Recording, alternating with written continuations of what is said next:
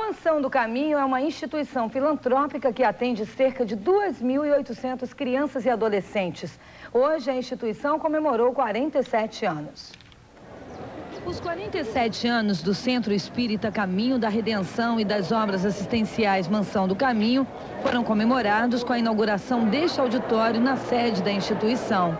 O auditório tem capacidade para 660 pessoas e é mais um sonho realizado do fundador do Centro Espírita, o médium Divaldo Franco. Para marcar a inauguração, a instituição promoveu esse seminário que lotou o auditório. O médium abordou o tema O Autoencontro. Segundo Divaldo Franco, toda pessoa tem potencialidades que muitas vezes ficam latentes.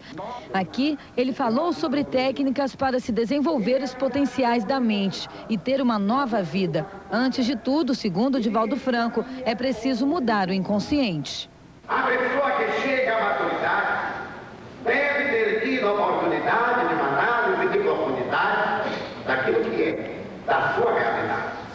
Porque senão permanece imatura, crê hoje de ser amanhã.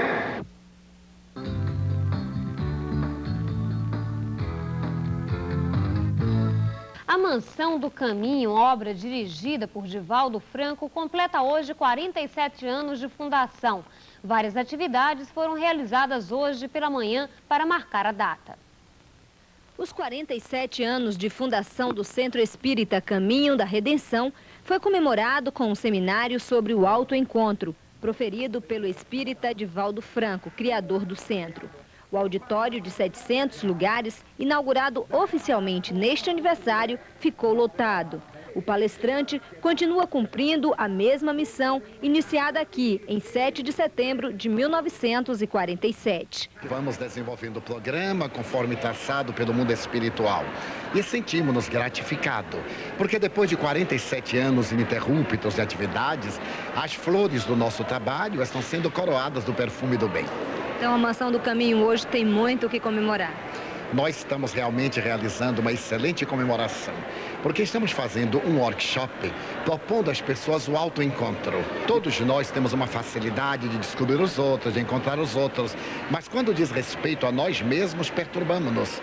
Não sabemos como agir, como proceder, quais os métodos melhores para a nossa integração na vida. Este seminário é uma proposta psicológica para que nós encontremos o nosso lugar ao sol e concomitantemente estabeleçamos as linhas comportamentais da nossa realização íntima. 5 anos depois de criado o Centro Espírita Caminho da Redenção, Divaldo Franco inaugurou a Mansão do Caminho, que funciona como um departamento assistencial do centro e que hoje atende a 2.850 crianças e adolescentes do bairro do Pau da Lima. Atualmente, este atendimento está voltado para a educação. Aqui funcionam escolas desde a creche à 8ª série do 1º grau, escola supletiva de enfermagem, escola de meninos de rua, datilografia e corte e costura. A mansão oferece também assistência à saúde para toda a comunidade. O trabalho é mantido com o dinheiro dos direitos autorais dos livros psicografados por Divaldo Franco.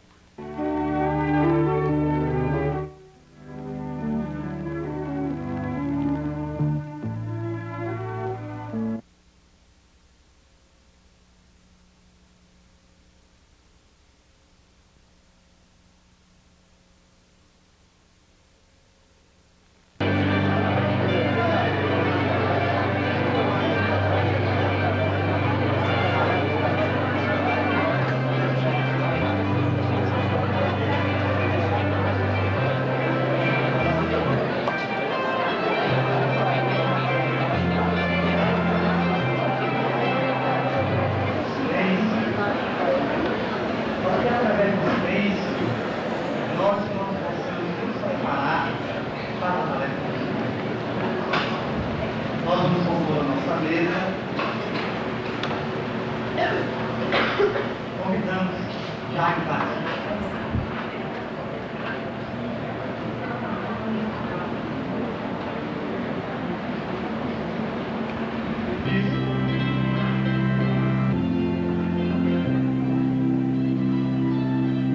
Marcel Mariano, representante do Centro do Interior.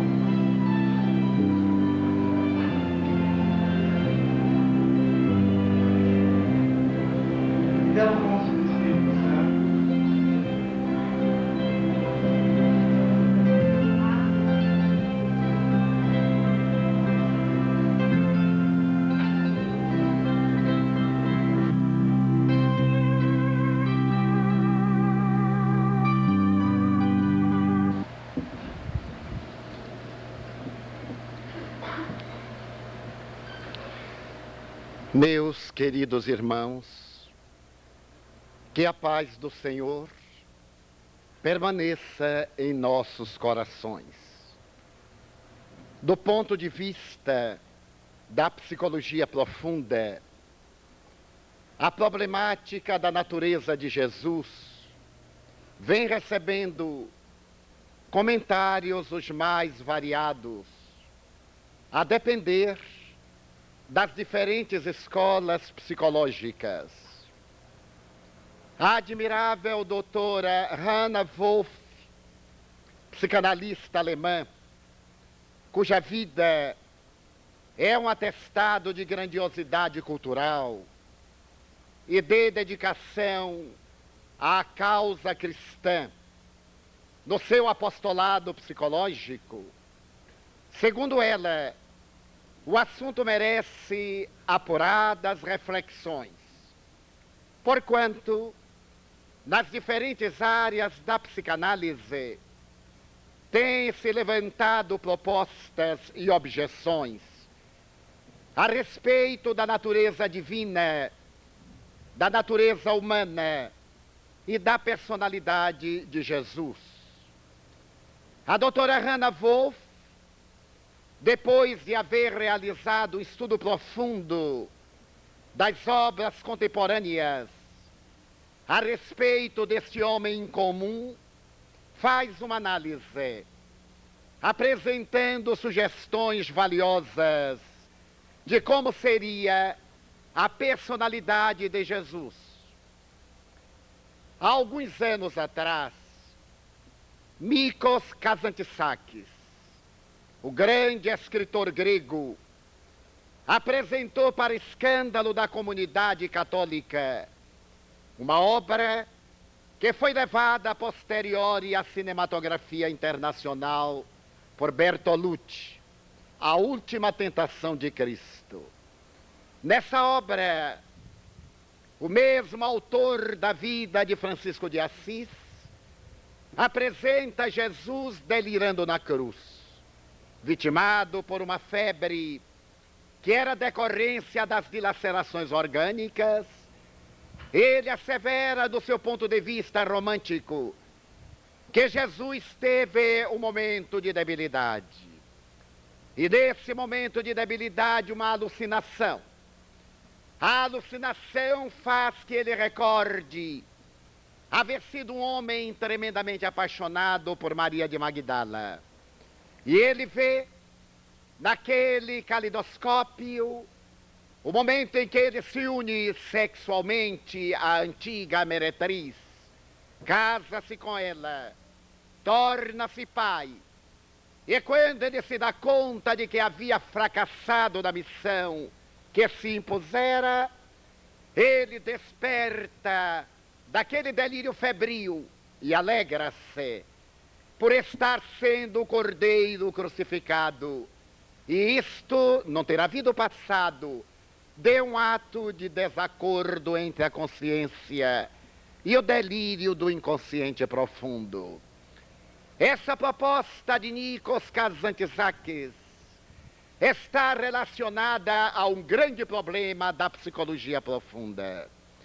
Na investigação da personalidade de Jesus, duas grandes correntes têm se debatido: a corrente do cristianismo oriental e a corrente do cristianismo ocidental. Para os cristãos orientais, Jesus era uma personalidade incomum.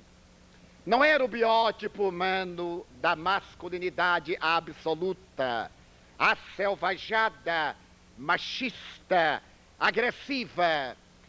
Ele seria uma personalidade desenhada por Carl Gustav Jung, na qual um dos pais da psicanálise assevera que na personalidade de todo homem existe no seu inconsciente profundo a ânima, o psiquismo de natureza feminina.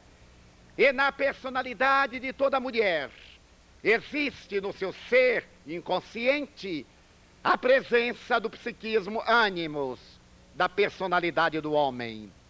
Daí a grande dicotomia na área da adolescência, para que seja afirmada a personalidade de acordo com o desenvolvimento anatômico dos órgãos anexos pertencentes ao sexo.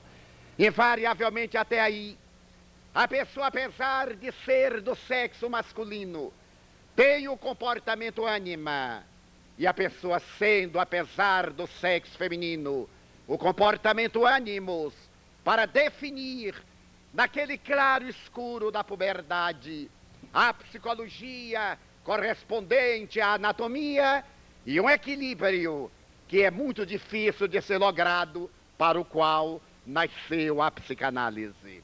Dentro dessa visão, o oriental estabeleceu que Jesus era homem, do ponto de vista anatômico, mas a sua presença ânima, aquele sentimento de maternidade, de amor, predominava no seu estado mais profundo, o que o tornava um homem passivo, mas não apassivado.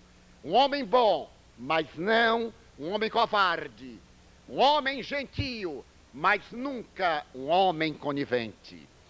E quando a Igreja Romana do Ocidente apresentou um Jesus totalmente masculino, em que a sua personalidade anatômica tinha um correspondente ânimos psicológico, o oriental repudiou e começou a dizer que esse Jesus do Ocidente era bárbaro, era um Jesus machista, e eles, os orientais, preferiam então a mãe Buda, que era permanentemente passivo e que jamais se atreveria a expulsar do santuário os vendilhões, ou a referir-se de maneira vigorosa contra os fariseus e hipócritas, chamando-os de sepulcros de branco caiado por fora e dentro, somente podridão. A psicologia oriental é eminentemente passivista, mas diante desse debate que se vem travando há mais de 18 séculos, entre a visão cristológica do oriental e a patrística do ocidental, Mohandas Karamchand Gandhi asseverou que no Evangelho ele havia bebido a lição de passividade. E toda a doutrina que ele montava de resignação e de amor, ele a havia absorvido no Sermão da Montanha. Por ser o Sermão da Montanha o mais belo estatuto da humanidade, e por ser a regra áurea do amor e da entrega, em que a vitória do ser não é sobrepujando de maneira a esmagar o vencido, mas é colocando-se ao lado do vencido para erguê-lo à vitória sobre si mesmo. O Oriente recusa a proposta cristológica de um Jesus de natureza acre, de temperamento hostil, e apoia a cristologia de um Jesus doce e meigo, no entanto capaz de resistir a quaisquer formas de tentações. A psicologia profunda, procurando entender a personalidade de Jesus, assevera, no entanto, que a Igreja Ocidental tornou-se herdeira do judaísmo. E o judaísmo, pelas suas raízes antropológicas e sociológicas, é uma doutrina eminentemente machista. E em toda ela, a doutrina judaica desfila o poder da masculinidade. Isto por causa de uma interpretação de natureza facciosa a respeito da criação do homem. Desde o momento bíblico em que se atribui à mulher a fragilidade de ser tentada pela serpente, que a mulher foi colocada num plano secundário e perdeu a sua alma pela fragilidade que lhe era natural. Essa tese viaja para o Ocidente através de Aristóteles, o grande filósofo grego do século 3,5, 4 antes de Jesus. É Aristóteles quem fundamenta a inferioridade da mulher. E que estabelece na cultura grega e filosófica que a mulher é um ser subserviente, que para nada serve e cuja única finalidade é contribuir para a procriação. A tese de Aristóteles será mais tarde adotada pelo cristianismo nascente no Ocidente. Porque do ponto de vista ocidental, Deus é Pai, Jesus era homem. E na Trindade nós iríamos encontrar apenas o Pai, o Filho e o Espírito Santo. E a presença da mulher estaria relegada a um plano inferior porque era destituída de alma e de significado. Essa proposta, como nós nos recordamos, nasce no instante em que a serpente simbólica tenta Eva. E Tertuliano, um dos pais da igreja primitiva, estabelece que a serpente sabia que a mulher era fraca. E foi exatamente por isso que a mulher foi tentada e não o homem. E Tertuliano, examinando a problemática, vai mais além. Eva, sabendo que ela era motivo de pecado, tentou a Adão, que se lhe submete, fazendo que a humanidade passe a carregar a culpa do pecado original que Jesus nos vem redimir através da sua crucificação. É uma larga proposta de natureza ontológica que não comportaria em breves comentários a respeito da natureza de Jesus. Mas desta forma, até hoje, estaríamos resgatando o crime daquele primeiro delito, estaríamos sofrendo o erro da fragilidade da mulher, por isso que a mulher deveria ser detestada. E esse sentimento de animosidade permanece na igreja ocidental, quando Paulo VI apresenta a sua grande mensagem, Humanae Vitae, a respeito da vida humana, quando ele estabelece que na comunhão sexual o casal católico deve usar a mulher exclusivamente para procriar, porque a mulher é motivo de degradação para o homem e é a perene tentação de todas as criaturas. Essa dicotomia entre a visão machista do Ocidente e a visão humanista do Oriente vem merecendo da psicologia profunda acurados comentários. Como seria realmente a natureza de Jesus? Ele teve a ocasião de dizer que havia aqueles que nasciam eunucos e aqueles que pelo reino dos céus tornavam-se eunucos. Havia aqueles a quem a natureza havia castrado por fenômenos biológicos compreensíveis. E havia aqueles que no ato de abnegação e de construção de um ideal a si próprios tornavam-se eunucos, artistas, cientistas, religiosos, mas principalmente aqueles que buscassem o reino de Deus deveriam ter a primazia de renunciar ao sexo, por ter sido ele o motivo de pecado original, o motivo da degradação. Essa proposta de Paulo VI, da década de 1960, veio contribuir para que surgisse um movimento reacionário, quando Friedman, a líder feminina, fez uma larga pesquisa a respeito da idiosincrasia contra a mulher e levantou o movimento feminista internacional. Ele apresentou numa admirável bibliografia que essa natureza antropológico-sociológica era herança particularmente do judaísmo, que até hoje tem restrições a respeito da mulher, embora considerando-a enobrecida. Em uma análise de psicologia profunda, a transcendental Jesus é o libertador da mulher.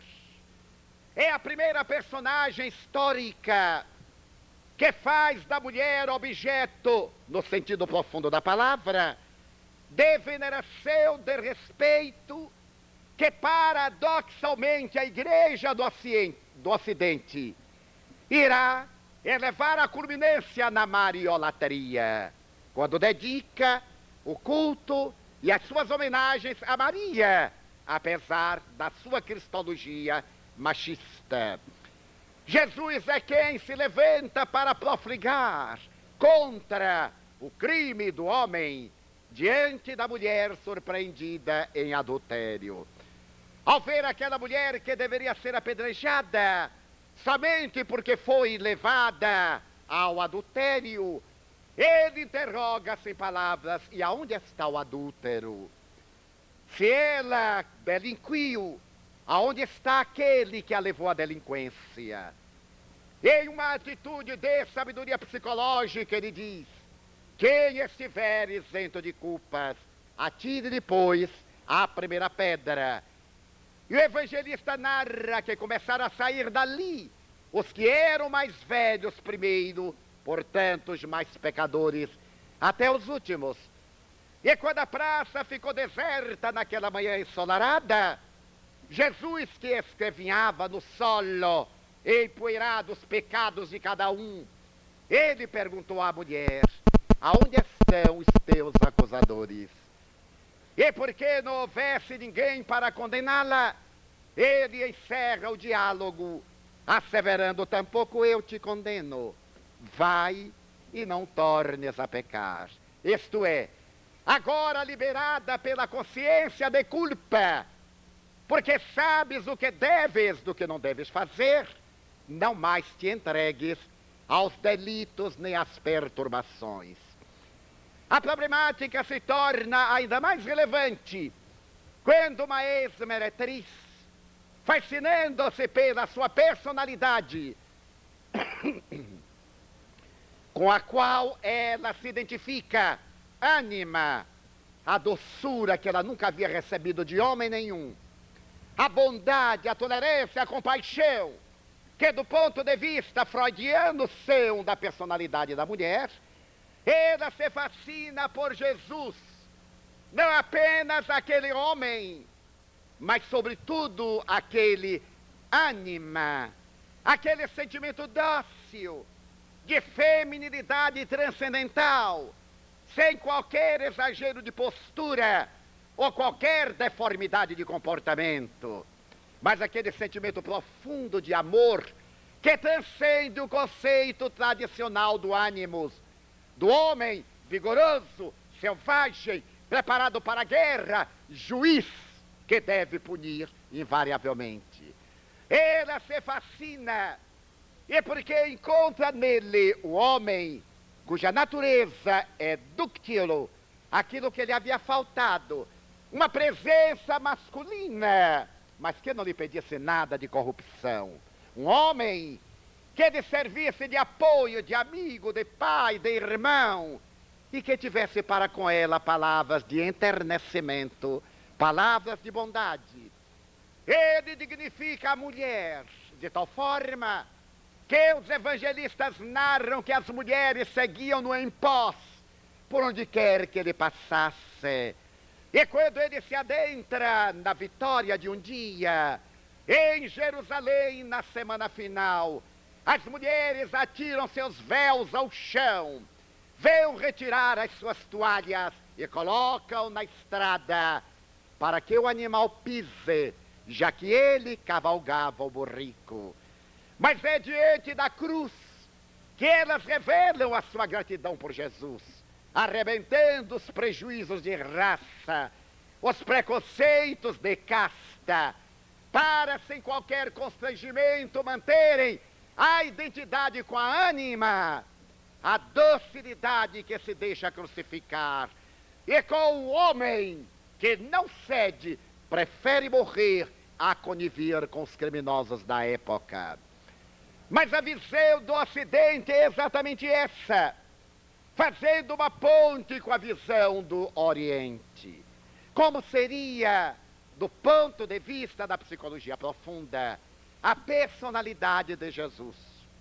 Só a doutrina espírita poderia fazer um estudo profundo de psicologia a respeito da personalidade de Jesus. E o fez quando Allan Kardec, na questão 625, do Livro dos Espíritos, interroga: qual é o ser mais perfeito que Deus ofereceu à criatura humana para servir-lhe de modelo e guia? E a resposta, na sua grandiosidade e síntese, revela-se Jesus, apenas um dissílabo. Qual o ser mais perfeito? Para que Jesus houvesse atingido a perfeição, é óbvio que ele passou pela fieira das encarnações, não na terra. Ele não poderia ser o Filho de Deus por excelência, criado à margem do processo da evolução. Ele foi criado como todos nós, espírito simples e ignorante, que desenvolveu as suas potencialidades sem incorrer nos delitos que o nosso livre-arbítrio nos faculta. O seu processo de evolução deu-se certamente numa outra esfera, hoje um mundo sublime, e quando ele atingiu a plenitude, a misericórdia excelsa convocou para que ele fosse co-criador com a divindade criadora, reservando-lhe no espaço sideral da galáxia na qual nos encontramos, a Via Láctea, um sistema, como querem alguns, no caso Leon Denis, ou um planeta, como estuda Kardec, para que pudesse desenvolver nesse pequeno cosmo a grandiosidade cósmica do amor transcendente, a benefício das criaturas humanas. E ele se torna o construtor, o criador e o administrador do planeta Terra. E quando o planeta atinge determinada faixa de desenvolvimento, ele mergulha nas sombras carnais e vem dizer à criatura humana que não está aqui para nos redimir, mas para nos ensinar redenção. Ele não vem para pagar nossa culpa, ele vem sem culpa para lecionar como adquirir pulcridade, elevação, nobreza, sentimento de liberdade, porque Deus está dentro de nós. E é necessário fazer um mergulho ao mundo interior para encontrar Deus.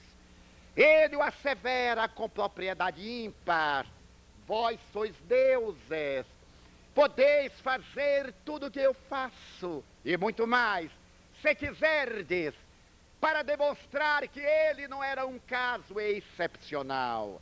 A depender do esforço de cada um de nós, poderíamos lograr a sua mesma postura e mesmo ultrapassá-la, já que no propósito da evolução não há limite. E aqueles que o acreditaram, desde os padres da igreja primitiva, Agostinho, Tertuliano, Orígenes, até Francisco de Assis, e mais recentemente Gandhi, Madre Teresa de Calcutá, Francisco Cândido Xavier, lograram pelo menos dar-nos uma visão, embora ainda borrada, da grandiosidade da sua perfeição, que está ao alcance do nosso processo poder um dia alcançar.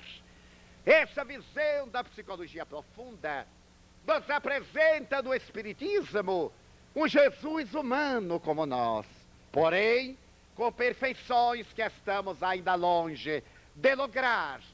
Ele desenvolveu esse processo evolutivo etapa a etapa, até atingir aquele estado de perfeição para nós, relativa para Deus, que veio nos ensinar a conseguir pela ascensão e pela renúncia às nossas paixões primitivas, todos esses valores que lhe exornam a realidade individual.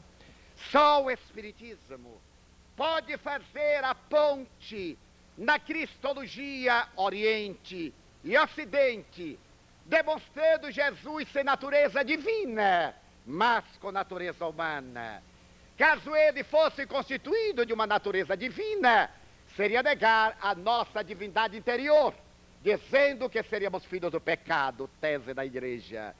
Mas se dissesse que ele teria uma natureza apenas humana, que não soube desenvolver, cairíamos no lado oposto do materialismo histórico e dialético que ele nega os atributos da grandiosidade transpessoal. O Espiritismo, então, nos trouxe um Jesus em quem a realidade da psicanálise se funde de maneira admirável. Aquela visão de Freud, de que a menina tem inveja da masculinidade do homem ou da sua formação genitália, está hoje respaldada no movimento feminino, quando assevera que o menino tem inveja da formação genital da menina. E para tanto há na anatomia formas específicas para um acoplamento perfeito e, portanto, a perpetuação da espécie. Essa visão cosmológica, em que o estado cristológico é de natureza integral, dá-nos o Espiritismo. Um Jesus que trouxe a realidade masculina da forma como exigiam as circunstâncias da época. Caso ele viesse numa formação feminina, sequer levantaria a voz, porque seria apedrejado até a morte por interferir nos negócios da religião. Ele, tomando a postura masculina, não vai apedrejado, porque não estava em curso na lei, vai crucificado por haver interferido contra a religião e contra a política de César. Então, aquele homem admirável consegue ter uma natureza feminina, de natureza psicológica. Ele consegue equipar-se de um sentimento que ama e de um caráter que não cede. De valores que teríamos ainda que reflexionar um pouco mais. A igreja primitiva, para poder sobreviver durante o período das lutas contra a decadência do Império Romano, começou a mudar a personalidade de Jesus e a dizer que no último dia teria uma palúzia, isto é, ele viria com seus anjos para julgar a todos e, na condição de juiz, separar as ovelhas dos bodes, mandando estes ao inferno e aqueles ao reino dos céus, atributo eminentemente masculino. Só mais tarde é que as legislações internacionais permitem à mulher o posto de juiz. Só mais tarde, quando há o desenvolvimento sociológico, psicológico, e se dá conta de que a diferença da anatomia sexual em nada diminui a grandeza dos valores éticos da mulher. E nesse sentido, devemos a Santa Teresa d'Ávila, a grande mística, que apesar de seguir o estilo machista, somente penetrar no convento a mulher virgem, e aquelas que não tivessem mais a sua virgindade serem postas em uma posição em que recebesse o apoio da divindade, até depurarem-se pelo arrependimento. Apesar dessa visão machista da época, Santa Teresa faz-se doutora da igreja. É a primeira mulher a ser considerada como portadora de alma, como capaz de entrar em sintonia com o psiquismo cósmico, com o Cristo, para abrir os espaços mais tarde a outra mulher admirável, Jeanne d'Arc, a Dulce Pucelle, que sai para reconstruir a França vergastada e na Catedral de Reims coroar Carlos VII, que a atrai subornado com outros, entregando-a inconscientemente talvez às mãos dos ingleses. Essas primeiras mulheres de fé vão abrir o espaço para a natureza ânima da personalidade humana, com o seu valor ânimos, porque Teresa, embora feminina, era um psiquismo de natureza masculina. Narramos algures, talvez, 2 vezes, que certa feita ela atravessava uma pinguela sobre um córrego volumoso, sob a ação de um vendaval, e estava a ponto de morrer. Oscilava a pinguela e estava por arrebentar-se as cordas, quando ela gritou por Jesus, pedindo-lhe socorro. E ao ver-se livre, quando pisou o solo, ela pôs as mãos nos quadris. E aí a natureza ânimo se desvela. É assim que você trata aqueles que o amam. É por isso que você tem tão poucos aqueles que o amam. Era uma reação, ânimos, perfeitamente masculina.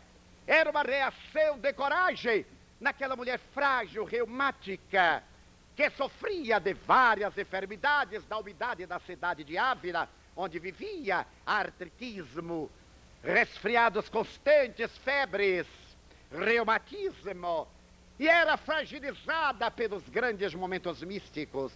Mas nela estava presente a psicologia ânimos, para fazê-lo viajar numa carroça, descendo estradas impérvias, a fim de expandir a ordem do Carmelo que estava desmoralizada. Jesus era a formação masculina que havia adquirido os dons da feminilidade. Por isso era, como diz Joana de Ângeles, o ser integral, não o homem, o ser integral do sexo masculino com a sentimentalidade feminina. Era essa perfeição que dele fez o ser que deveria servir de modelo para todos nós. Lentamente, a psicologia profunda penetra na natureza de Jesus e aceita Jesus. Não mais como aquele ser divino que pairava, intocável às misérias humanas, e que a psicologia rejeitava por ser um ser especial, por ser uma aberração, por ser alguém que não tinha sentimentos, que não experimentava provas, que não enfrentava tentações. Que mérito tinha ele? Se estava fadado, se tudo estava programado, se ele era superior a tudo isso, mas com a visão cristológica do Espiritismo, que ele estava sujeito às nossas vicissitudes. Ele tinha fome, e para poder sublimar-se, foi jejuar no deserto, como mandava a tradição, a fim de poder sintonizar melhor com a consciência cósmica. É Jesus, o ser, que nesse momento, quando atinge a plenitude pela superação das necessidades biológicas, recebe o Cristo, o pensamento de Deus, aquilo que os gregos e Platão especialmente chamavam o Logos, a visão divina que todos nós podemos alcançar. É o estado de Buda, logrado pelo príncipe Siddhartha Gautama. Então Jesus é oriental, porque ele segue a mesma postura hinduísta, budista, isto é, do ponto de vista teológico. Ele é o ser que se supera, que vence, e quando sintoniza com o Cristo, ele agora se torna o ser integral para enfrentar as vicissitudes das massas e suportar as nossas misérias sem tornar-se miserável também. Somente pode entender essa sutileza quem lida com pessoas de variados níveis sociais, de variados tipos e níveis mentais e de variados tipos e biótipos de natureza econômica. Lidar, dizem os sociólogos, com pessoas grotescas, pessoas ainda primitivas, sempre faz que o indivíduo se torne algo primitivo. Daí se cunhou de uma maneira falsa que os cientistas da área da saúde mental às vezes parecem ter adquirido as mesmas síndromes dos psicopatas. Dizia-se antes, por ignorância bem se vê, que o psiquiatra tinha determinadas síndromes semelhantes à dos seus pacientes. E os psicólogos e os psicanalistas tinham as manias. Em verdade, eles não nas têm. Eles compreendem e assimilam para serem semelhantes. Porque tudo aquilo que é diferente o grupo social expulsa. qualquer corpo estranho no organismo, o organismo bloqueia-o e expulsa-o. E quando não pode expulsar, envolve de tal forma que não deixa ele interfira no metabolismo geral. E quando isso se dá, é porque as resistências orgânicas estão diminuídas e a pessoa se encontra enferma. Dessa mesma forma, é muito difícil observar-se a convivência com pessoas de um nível mais primitivo, pessoas acelvajadas, pessoas que não têm finesse. Se não nos dermos conta, tornamos-nos semelhantes a elas. Se nós estivermos à mesa com pessoas grotescas e mal-educadas, no princípio censuramos-las, depois imitamos-las e por fim nos tornamos piores do que elas. Assim também no meio social. Se alguém vai morar no meio social hostil e deseja ficar diferente, todo o meio social o agride. E ele, por um mecanismo de defesa, adota o mesmo comportamento social da sua comunidade. E em breve, ele, porque é mais lúcido intelectualmente, se torna o ditador do grupo. Ele administra o grupo usando o mesmo critério de impiedade e de ignorância. Embora ele saiba que está errado, mas é lucrativo. É o ego, é o ânimas na personalidade masculina. Jesus conseguiu viver conosco e não adquiriu as nossas imperfeições, porque ele mantinha uma atitude de vinculação com o Logos, com Deus, toda vez que ele atendia a massa, e a massa quer sempre mais, até hoje. Acabamos de dar uma coisa, a massa veio outra, dizia aquilo, e aquilo outro, e se nos dermos, ainda é pouco, porque é uma necessidade hereditária da ganância da massa, é a fome psicológica das gerações passadas. Jesus, depois de atender a massa, refugiava-se na oração, saía dessa psicosfera para poder abastecer-se na comunhão com Deus e poder voltar sem reagir. Daí o Evangelho fala que ele sempre olhava as multidões com compaixão. É uma atitude budista. A compaixão budista não é a nossa piedade latina. É o estado de compreensão, de amor, de entendimento, mas não de conivência. Eu compreendo que você tem uma doença infecto-contagiosa. Amo você, mas não deixo você me contaminar. Eu entendo que você cometeu um crime muito grave. Eu amo e lhe darei oportunidade, mas não defenderei da lei que você infligiu e deve sofrer as consequências. Era essa a compaixão de Jesus. Ele distendia o manto da compaixão e apiedado das criaturas ainda ignorantes, ele não se permitia confundir com elas. Daí é o ser mais perfeito. É a natureza ânima naquele homem especial que a si próprio se fez superior pelo esforço que poderemos empreender. É a natureza ânimos e Teresa d'Ávila em Joana d'Arc.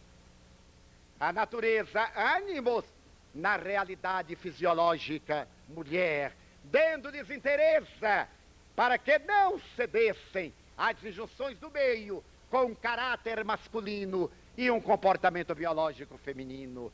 Nós iremos ver isso em grandes realidades universais do presente. A cristologia está neles, nessa presença que Jung coloca do ânima na mulher, no homem, e do ânimos na mulher, para poder abençoar a criatura no seu sentido maior. E Jesus nos propôs exatamente essa integração, quando ele disse: sede perfeitos, como meu Pai Celestial é perfeito. Façamos uma digressão, agora de natureza literária, para bem entendermos a natureza de Jesus do ponto de vista da psicologia profunda. Quando eu era uma criança, escreveu Elizabeth Gladych, e contava 5 anos. Morava em uma cidadezinha do meio oeste americano. E meu pai era, naquele tempo, uma personalidade grandiosa no campo do teatro e da música. Ele era responsável pelas excursões que fazia a América. a célebre contralto que tanto deslumbrara a humanidade na Europa e a humanidade na América, Ernestine Schumann-Heink. Ernestine Schumann-Heink era considerada a mais bela voz que a humanidade jamais escutou. E papai era o seu agente de publicidade. Era o encarregado de apresentá-la nos teatros. Aos 5 anos de idade, na pequenina cidade em que eu morava, eu estudava violino. E ao chegar a época do Natal, o curso de violino deveria encerrar-se no primeiro ano. E ia haver um festival em que nós nos apresentaríamos à comunidade que estaria no teatro para nos aplaudir. Eu treinei, escreveu Elizabeth Gleidt, e fiquei numa expectativa. No meio da semana, mamãe recebeu um telegrama no qual papai dizia: estarei aí para ver a premiere de nossa filha e levarei comigo Ernestine Schumann-Heink, a deusa, a maior cantora viva da humanidade. Eu comecei a ficar nervosa. E à medida em que se aproximava o sábado, eu fui ficando mais nervosa. Até que no sábado, quando chegou a hora do festival, eu era a primeira. E ao abrir-se o pano de boca, ali estava eu, a orquestra. O maestro olhou-me, levantou a batuta, sorriu. E não sei porquê, eu levantei a vista e olhei na primeira frisa, curiosa por ver Ernestine Schumann-Heink. Madame estava com vestido de veludo vermelho, com uma tiara de rubis sobre os cabelos ainda negros. Abanava-se com delicadeza porque era inverno, mas o leque fazia parte das damas de honra. Apesar do teatro estar aquecido e uma temperatura agradável, ela, com seu corpo volumoso, parecia encher o teatro imenso. Quando eu a vi, notei os olhos faiscantes lá em cima. E não sei porquê, veio-me a vontade de fazer uma mesura. Quando eu a fiz, o maestro não entendeu e pensou que era o sinal para começar. A orquestra começou e eu, desesperada, fui atrás da orquestra. Foi um verdadeiro duelo. O maestro atrasava e eu avançava. A orquestra acelerava e eu recuava. Quando eu terminei foi um desastre. Poucas palmas as da família. Então eu corri para o meu camarim e fiquei chorando. De lá eu via o êxito dos meus colegas, o aplauso, as multidões que ali estavam. Era uma cidadezinha ovacionando o que havia de melhor em nosso curso de violino. Quando tudo terminou, eu fiquei chorando. Papai entrou com madame para me visitar. Eu peguei o violino e joguei sobre o divã e disse: nunca mais eu tocarei violino. Papai disse: faz muito bem, porque jamais será uma violinista. Foi um desastre total. Madame abraçou-me com seu corpanzinho e disse a meu querido pai Gleidt: já que ela não vai estudar mais violino, amanhã vamos levá-la em nossa excursão. Vamos dar um presente à menina. Ela irá acompanhar o nosso festival pelo centro-oeste americano. Papai não tinha coragem de dizer não a madame. A verdade é que no dia seguinte, pela manhã, estávamos no seu automóvel confortável. Madame ia à frente com o papai. E eu ia como toda criança de 5 anos atrás, saltando, gritando. E papai me olhava pelo espelho retrovisor, ameaçando-me sem palavras. Fizemos a viagem por uma semana. Chegamos a uma parte mais quente do centro-oeste. E naquela manhã, eu não sei que hora era, alguém bateu muito forte à porta do meu quarto, eu levantei correndo de pijama. Era madame. Ela estava vestida com uma bengala com cascão de prata, com a parte terminal pontiaguda resguardada em prata. Ela me olhou com o chapéu e disse-me: que é isto? E perguntou-me: criança deve deitar com os galos e levantar com as galinhas. Vemos, vista-se, vemos saudar o dia. Eu vesti-me imediatamente, madame segurou minha mão e saímos pela estrada. Era uma dessas madrugadas úmidas de inverno. A bruma teimosa caía dos ramos do chorão. Um sol preguiçoso se levantava por detrás da neblina. E à medida que nós caminhávamos, o dia ia respirando suavemente perfume. De repente, nós escutamos uma música no ar. Madame parou e perguntou-me, Elizabeth, você está ouvindo, Elizabeth? Sim, madame, eu estou ouvindo. Madame, que é? Ela disse, é a calhandra. Puxou-me e foi para baixo de uma árvore frondosa e mostrou-me um pássaro marrom pequenino, um rouxinol, que saltava e cantarolava. O rouxinol tinha uma voz de flauta. Madame, então, provocou um duelo. Prendeu a respiração e começou a cantar. A avezita parou, olhou para baixo e repetiu a modulação de Madame. Madame, novamente agora, levou a sua voz a 1/16 e a avezita conseguiu cantar mais alto. Saltou de um galho para outro. Madame fechou os olhos e eu acompanhava o duelo. Cantava Madame, salmodiava a calhandra. E a calhandra cantava e Madame repetia. Até que de momento a calhandra deu uma gargalhada de flauta de prata e voou. Desapareceu. Madame respirou, segurou minha mão e disse, você conhece a lenda da calhandra? Não, madame. Oh, Elizabeth, eu lhe vou contar. Foi assim. Depois que Deus terminou de construir o mundo, depois que ele fez o homem e a mulher, colocou-os a trabalhar. E um dia Deus disse a si mesmo, como estará o mundo que eu criei? Eu gostaria de ver a terra, eu gostaria de ver a criatura humana, e desceu do seu carro de luz. Olhou os rios, os vales, olhou os céus, os animais e as aves. Estava tudo perfeito, as constelações. Lembrou-se da criatura humana e foi vê-la. Era um dia de sol e o homem trabalhava com o arado primitivo. Suava e dizia pragas. Suava e dizia expressões vulgares. Deus então se entristeceu. E o homem dizia, eu não pedi para ser criado, porque eu tenho que trabalhar. Deus, tomado de compaixão, sentou-se à borda de um riacho. Tomou de lama e começou a mover sem dar-se conta, enquanto pensava em resolver o problema do homem.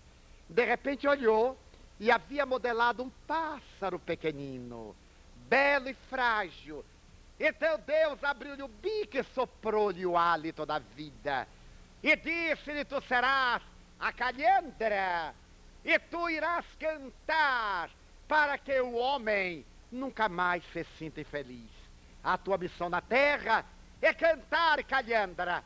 Vai, jogou-a. A calhandra começou a churriar, a cantar. O homem levantou a cabeça e porque ela ficou numa árvore próxima, enquanto ela cantava, ele trabalhava, ele arava e a calhandra cantava e nunca mais o homem reclamou da vida. Entendeu, Elizabeth? Pois eu vou te dizer, eu, tu, somos todos calhandras da vida. A mim Deus disse, vai, Ernestine Schumann-Renck, e canta, para que haja belezas na terra, para que o homem não se possa queixar de cansaço nem de enfado. Vai e canta. A ti, Elizabeth, Deus terá dito, vai e toca. Para que haja harmonia, toca o violino. Para que se possa chorar de alegria e de amargura, ouvindo o instrumento divino. Elizabeth, Deus te mandou tocar. Não digas nunca mais. Ela beijou a minha cabeça e eu saí a correr, papai. Eu quero voltar para casa. Eu quero tocar violino. Eu quero tocar violino. Voltei. E 20 anos depois, eu sou um dos 10 maiores violinistas da Terra. Yasha Heifetz, Ravi Shankar, eu e outros somos respeitados pelos reis, pelas cortes e pelos governantes do mundo. Estou em Nova York. E em Nova York eu leio na crítica de teatro que Madame Schumann Heynck vai cantar na cidade que representa a cultura mundial. Ela deverá cantar em Carnegie Hall, o centro da música erudita. Imediatamente eu me pus em campo, já não havia lugar. Mas através de amigos e de intermediários eu consegui uma frisa. E naquele dia, na hora certa, era eu que estava na frisa, quando o pano venerando de Carnegie Hall se abre e aparece Madame, vestida de verde, a cabeleira branca com um diadema de esmeraldas verdes. Seus olhos verdes combinam com as argolas que lhe descem verdes e o imenso colar sobre o busto volumoso. Ela tem um leque de plumas. Ela vai cantar um popurrí, desde Carmen até os mais trágicos ou os mais profundos músicos universais. O primeiro ato é interrompido com uma ovação em que Nova York se colocou de pé para homenagear Madame. No segundo ato, ela vai cantar a área da loucura. A área da loucura ascende até as notas mais elevadas da partitura musical e desce a um pianíssimo. A sua voz de contralto, que era a mais baixa que jamais se ouviu de uma mulher. Mas neste momento em que ela tem que dar a modulação, Madame perdeu o compasso. A respiração foi insuficiente. Ela parou de cantar.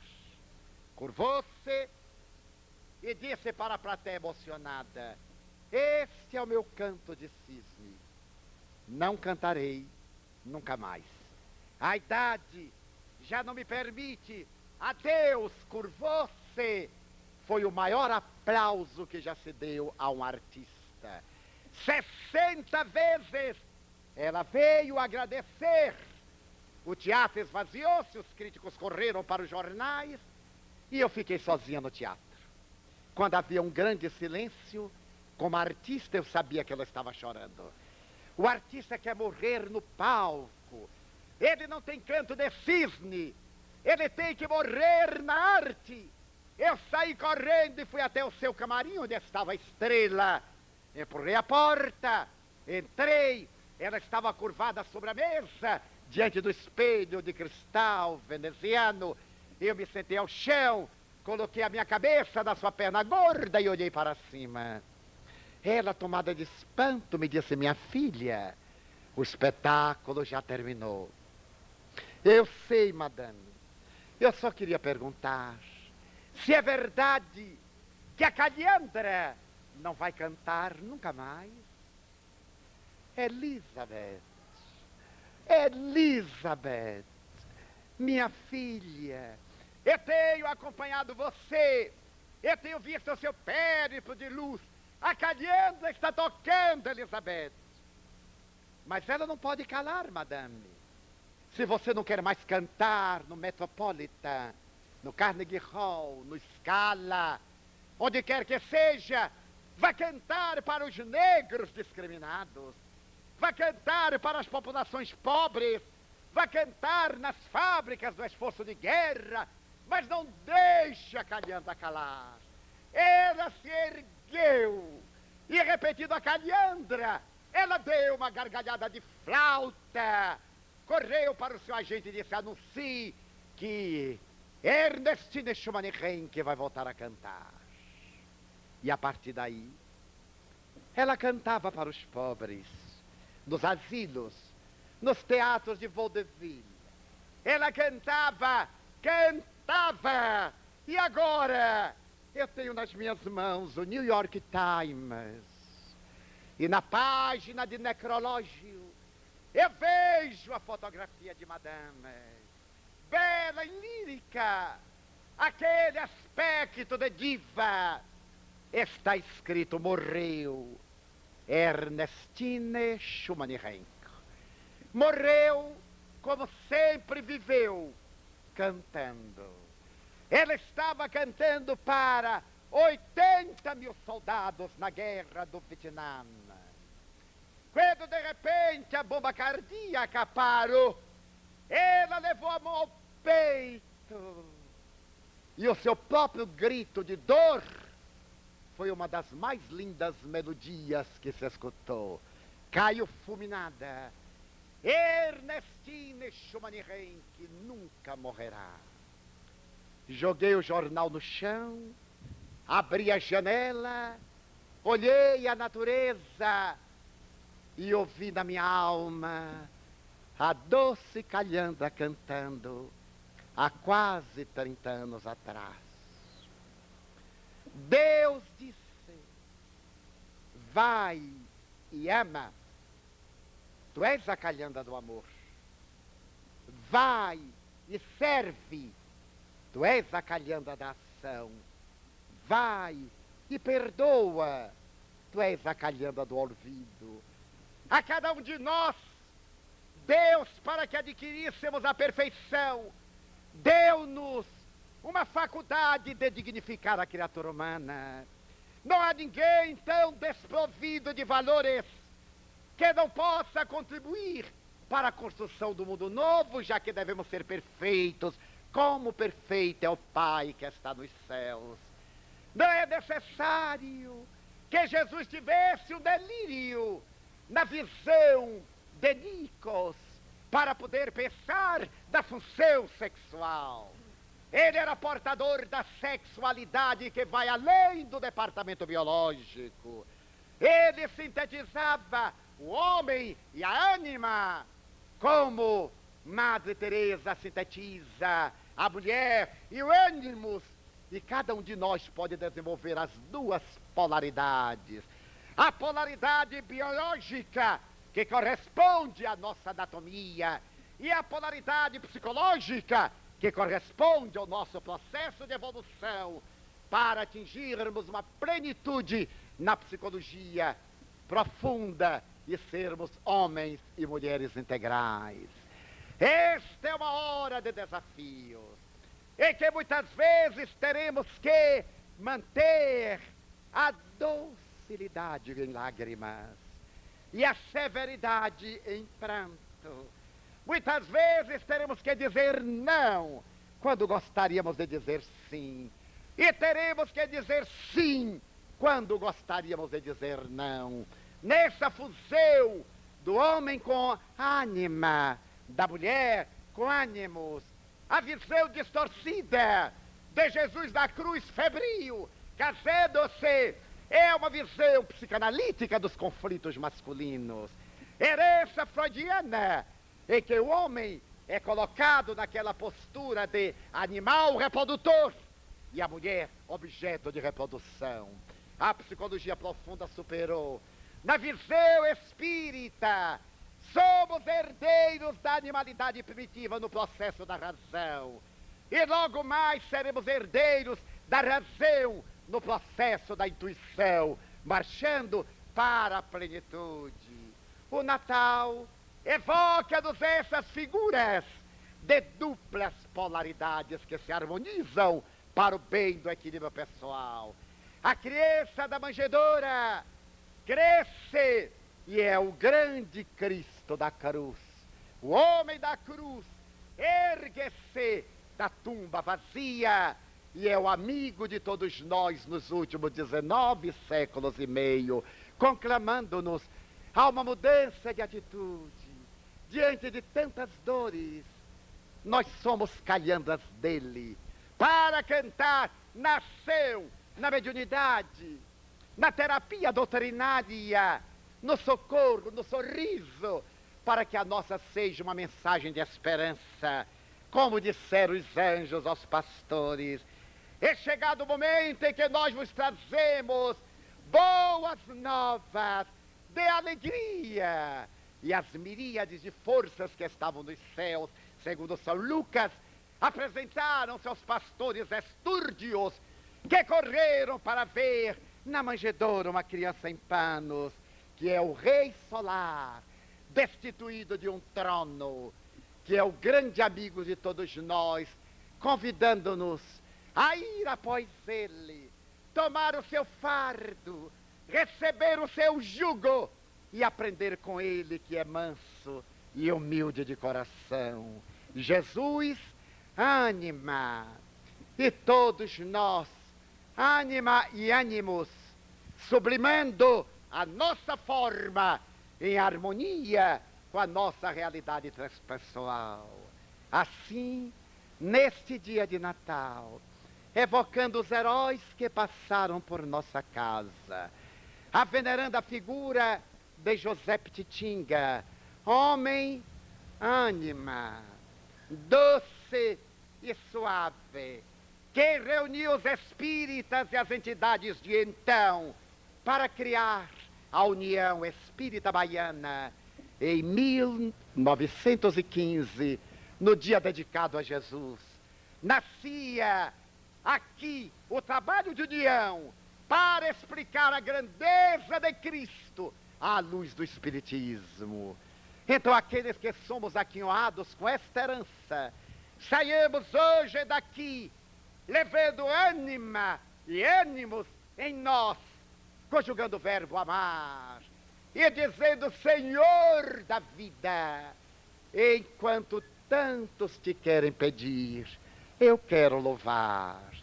As criaturas se têm dedicado a suplicar, e blasfemam, e odeiam, e rebelam-se, pois eu quero dizer-te que amo a vida, que para mim é bela e é consentida. Muito obrigado, Senhor, pelo que me deste, pelo que me das.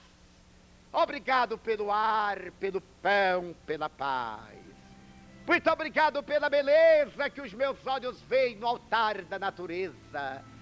Olhos que fitam o céu, a terra e o mar, que acompanham a ave ligeira que corre fagueira pelo céu de anil e se detém na terra verde, salpicada de flores em tonalidades mil. Muito obrigado, Senhor, porque eu vejo, meu amor, mas diante da minha visão eu detecto os cegos que se debatem na escuridão, que andam na solidão, que tropeçam na multidão. Por eles eu oro e a ti eu imploro comiseração, porque eu sei que depois desta vida, na outra lida eles também enxergarão. Muito obrigado, Senhor, pelos ouvidos meus, que me foram dados por Deus, ouvidos que ouvem o tamborilar da chuva no telheiro, a melodia do vento nos ramos do salgueiro, e as lágrimas que choram pelos olhos do mundo inteiro. Ouvidos que ouvem a música do povo que desce do morro na praça cantar, a melodia dos imortais que a gente ouve uma vez e não esquece nunca mais. A voz melodiosa, melancólica do boiadeiro, e a dor chorando na alma do mundo inteiro pela minha possibilidade de ouvir. Pelos surdos eu te quero pedir. Eu sei que depois desta dor no teu reino de amor, eles voltarão a sentir. Obrigado pela minha voz, mas também pela sua voz. Pela voz que ama, que clama, que ensina, que declama, que alfabetiza, que ilumina, que trauteia uma canção e que o teu nome profere com sentido e emoção. Considerando-se a minha melodia, eu quero rogar pelos que sofrem de afasia, os que não cantam de noite, os que não falam de dia. Eu sei que depois desta prova da vida nova, eles também cantarão.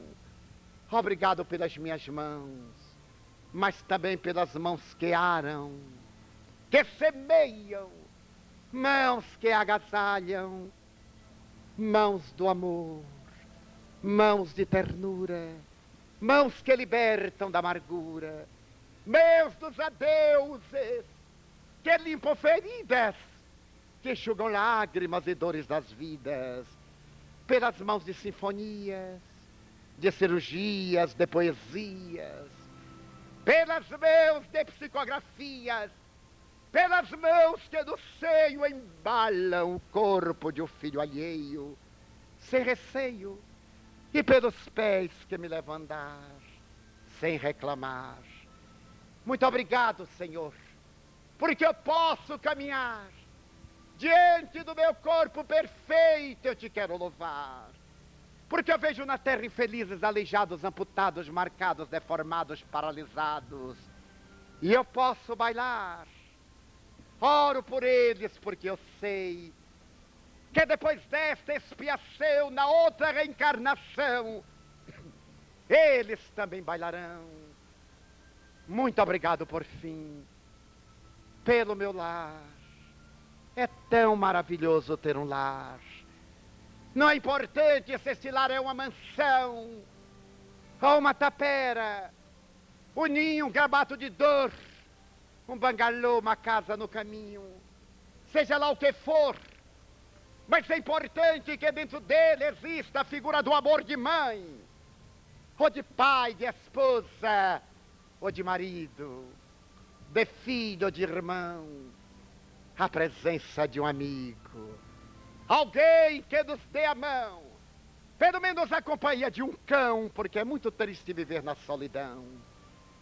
Mas se eu a ninguém tiver, nem um teto para me cobrir, nem uma cama para cair, nem aí me rebelarei, porque eu te tenho a ti, e te quero dizer, obrigado, Senhor, porque eu nasci. Muito obrigado porque eu creio em ti, pelo teu amor. Obrigado, Senhor. Muito obrigado, senhores.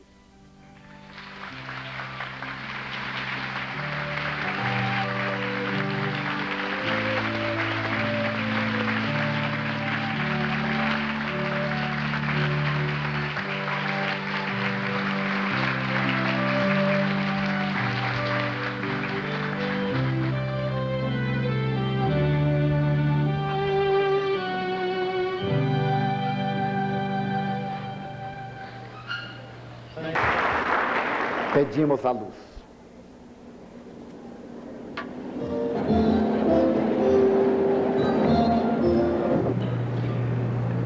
Meus amigos, muita paz. A grande problemática do homem é o próprio homem. Decifrá-lo é tarefa da sua consciência. Alguns chamam-na de alma, outros espírito, outros o si, o self, a mônada, atma, agente teta. A realidade, porém, é que a criatura humana é indestrutível. Energia diminuída, sentimentos de inutilidade ocupa, pensamentos de morte ou suicídio, aspecto deprimido, choro, ansiedade, irritabilidade, medo, preocupação, fobias, delírios paranoides e de pobreza. Nesses episódios depressivos, nós vamos encontrar um grande campo de que se utilizam as entidades perturbadoras para nos afligir e para nos levar a estados de alienação esquizofrênica. Dentro desta panorâmica, nós à tarde estudaremos a obsessão. E iremos fazer várias terapias através da meditação terapêutica transcendental. Adquira o workshop Saúde Integral. Áudio, 5 volumes. Vídeo, 3 volumes. Juan Franco, Débora Franco, Ronaldo Franco, Amanda Franco, Marcos Franco. Criar 2 filhos hoje em dia custa um dinheirão. Imagine 2.700. Ajude a Mansão do Caminho. Deposite quanto você puder na conta 157.112-5, agência 0006-X, Banco do Brasil. O tio Divaldo Franco agradece.